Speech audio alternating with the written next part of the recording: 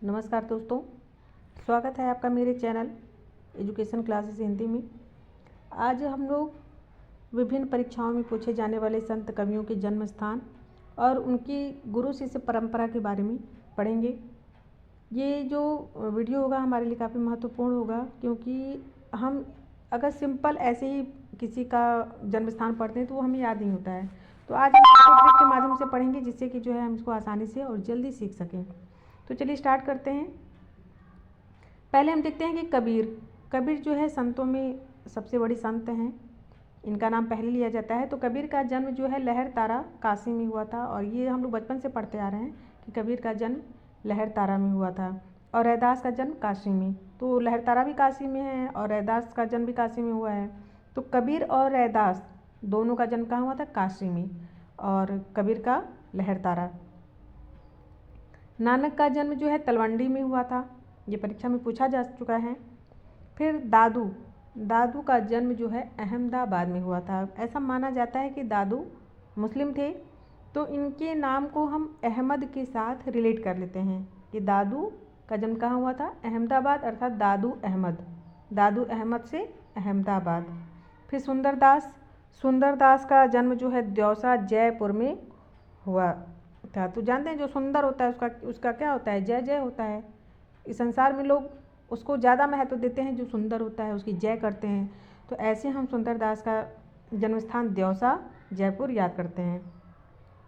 फिर मलूक दास का जो जन्म हुआ था वो इलाहाबाद में हुआ था।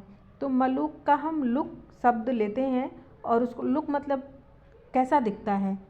तो इलाहाबाद में जो बच्चे तैयारी कर रहे हैं, पहले तो वो कितने अपने घर पे अपने परिवार में जब रहते थे तो इतने स्मार्ट बन के रहते थे, और जब उनको नौकरी मिल जाएगी या किसी पद पे वो प्रतिष्ठित होंगे तो वो फिर अपना लुक बहुत अच्छा बना लेंगे। लेकिन जब तक वो इलाहाबाद में हैं तब तक उनका लुक देखिए कैसा रहता है।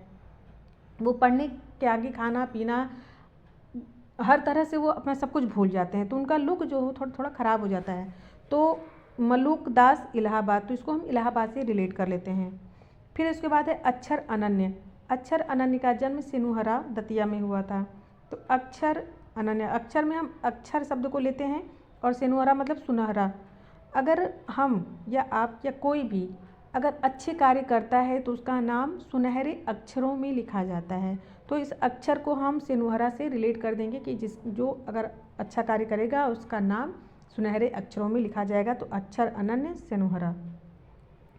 फिर है धर्मदास जो कि कबीर के शिष्य भी थे। तो धर्म का मतलब है कि जो सत्य की राह पे चले, धर्म का पालन करे।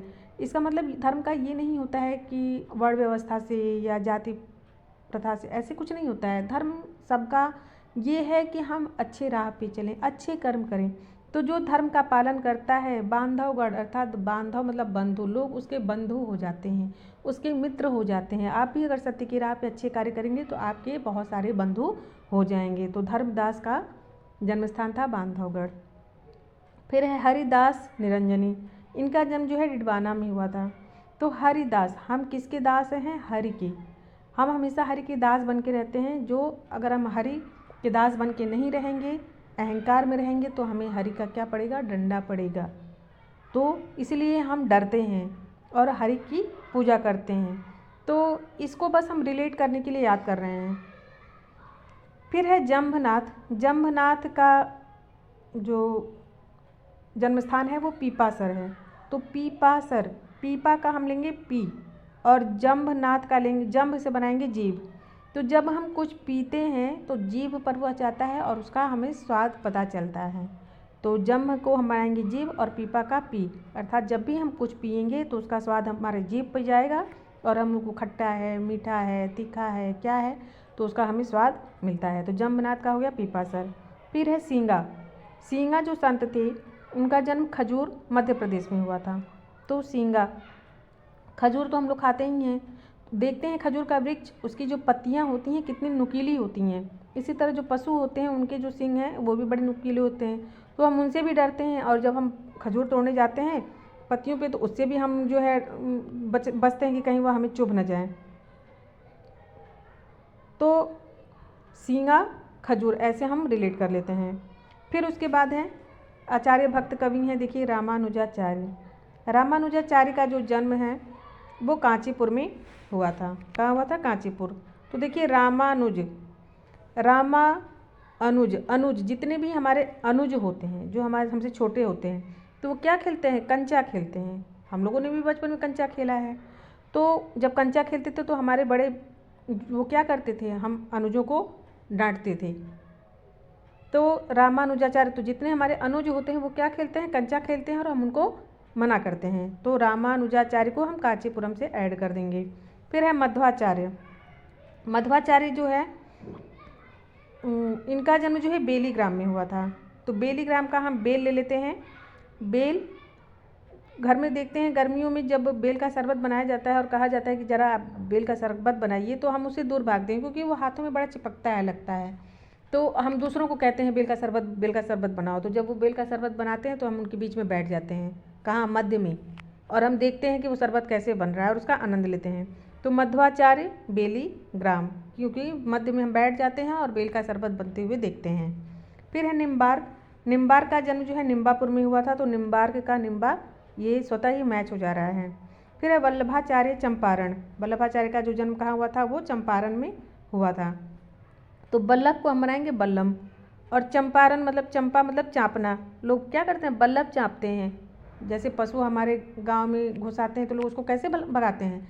जो है बल्लभ से भगाते हैं। तो बल्लम मारते हैं, उसको चाँपते रहते हैं। तो वल्लभाचार्य का हम चंपारण बना लेंगे। फिर है चैतन्य महाप्रभु नवद्वीप बंगाल। तो इसको हम जैसे नवद्वीप, हम कहीं किसी नए द्वीप पे जाते हैं, वैसे हम हमारे अंदर बड़ी निरस्ता होती है जब हम एक ही जगह रहते हैं। लेकिन जब किसी हम नए द्वीप पे पहुंच जाएं तो हमारी चेतनता क्या होती है? जाग जाती है। तो चैतन्य को हम चेतनता शब्द बना देते हैं और नवद्वीप को नया द्वीप। तो नए द्वीप पे जाते हैं तो हमारी जो चेतनता है वो जाग जाती है। फिर है सूरदास। सूरदास का हम सभी लोग जानते हैं कि जो है उनका जन्म सीही में हुआ था। अब देखिए, अब हम लोग प्रमुख संत कवि और उनके गुरु के बारे में देखेंगे। तो कबीर, जैसा कि हम लोग जानते हैं कि बहुत बड़े संत थे, संत परंपरा में ये सबसे बड़े हैं। तो इनके गुरु का नाम क्या है? रामानंद। रैदास के भी गुरु का नाम रामानंद, पीपा के गुरु का भी नाम है रामानंद, और धन्ना के भी गुरु का नाम है रामानंद। तो कबीर को हम बनाएंगे अबीर। तो अबीर जब उड़ाते हैं, हम होली में अबीर उड़ाते हैं तो हमें क्या होता है? आनंद की प्राप्ति होती है। तो कबीर के गुरु कौन हो गए? रामानंद। राम प्लस आनंद अर्थात रामानंद। फिर रैदास के गुरु भी कौन है? रामानंद ही हैं, तो सभी लोग जानते हैं। फिर पीपा रामानंद। फिर पीपा का हम पी ले लेते हैं, और पीते हैं तो क्या होता है? कुछ भी पीते हैं, पी से पीना अर्थात आनंद। जब हम शरबत पीते हैं, जब हम जूस पीते हैं, कुछ भी पीते हैं तो हमें बड़ा ही आनंद मिलता है।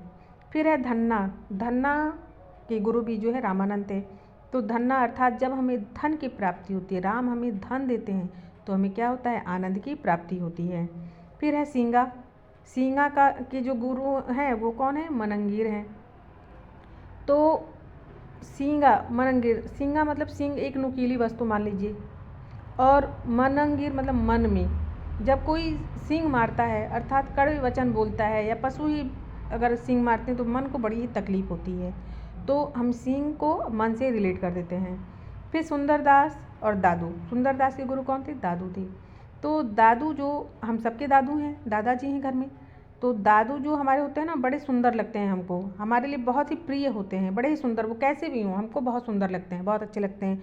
उनका व्यवहार भी बड़ा सुंदर होता है। तो सुंदरदास के गुरु दादू थे। फिर मलूकदास पुरुषोत्तम। फिर मलूक का हम लुक लेते हैं। तो लुक पुरुषों में उत्तम, जिसका लुक अच्छा होगा वो पुरुषों में सबसे अच्छा लगेगा, उसका लुक बड़ा सुंदर है, लोग उसको देखते हैं, उसको बड़ा ही उत्तम मानते हैं। फिर है धर्मदास। धर्मदास के गुरु कौन है? कबीर हैं, ये सभी लोग जानते हैं। फिर रज्जब दादू। तो रज्जब का हम लेते हैं जब हमारे दादू हमें कहानी सुनाते हैं तो हमें बड़ा ही अच्छा लगता है। तो जब हमारे दादू अर्थात रज्जब के गुरु दादू। फिर इसके बाद है रामानंद। रामानंद के गुरु कौन है? रामानंद के गुरु हैं राघवानंद। रामानंद अर्थात आनंद, और राघवानंद का आनंद अर्थात दोनों लोगों में आनंद आनंद लगा है। तो रामानंद के गुरु कौन है?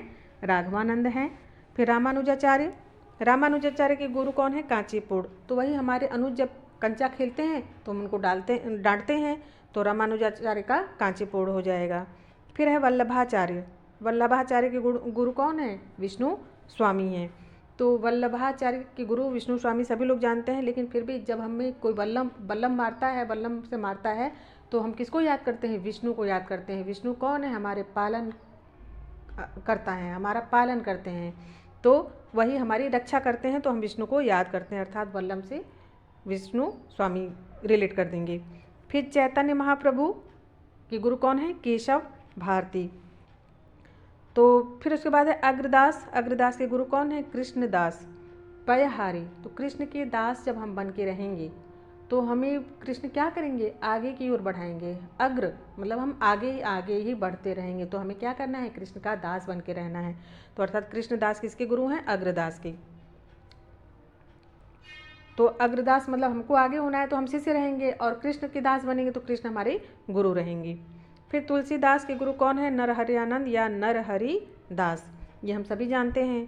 फिर कृष्णदास के गुरु कौन है? अनंतानंद। और कृष्ण क्या है? वो अनंतानंद हैं, अर्थात कृष्ण के दास हम हैं, कृष्ण हमारे गुरु हो गए, अर्थात हमें आगे करते हैं अग्रदास। और यहाँ पे कृष्णदास जब कृष्ण का दास बनेंगे तो वो अनंतानंद की प्राप्ति होगी। फिर है नाभादास, अग्रदास, ये विभिन्न परीक्षाओं में बहुत बार पूछा जा चुका है। तो नाभादास के गुरु कौन है? अग्रदास हैं। फिर सूरदास के गुरु वल्लभाचार्य, हम सभी जानते हैं। हरिव्यासदेव, हरिव्यासदेव के गुरु कौन है? श्री भट्ट। हरि अर्थात हम हरि के दास बन के रहेंगे, नहीं तो वो हमें क्या करेंगे? भट्ट भट्ट पीटेंगे। तो हरिव्यास देव के गुरु कौन हो गए? श्री भट्ट हो गए। फिर परशुराम देव, परशुराम देव के गुरु कौन है? हरिव्यास देव। हरि हैं तो वो परशुराम के गुरु हैं। तो ये हमें ऐसे ही ट्रिक से याद करना है। अगर आप खुद से भी कोई ट्रिक बना सकते हैं तो अपना बना के आप अच्छे से उसको याद करिए, क्योंकि इससे जो है प्रश्न परीक्षा में पूछे जाते हैं। तो आपको यह वीडियो कैसा लगा? अगर अच्छा लगा हो तो प्लीज़ आप मेरे चैनल को सब्सक्राइब करिए, लाइक करिए। फिर मिलते हैं अगले वीडियो में। धन्यवाद।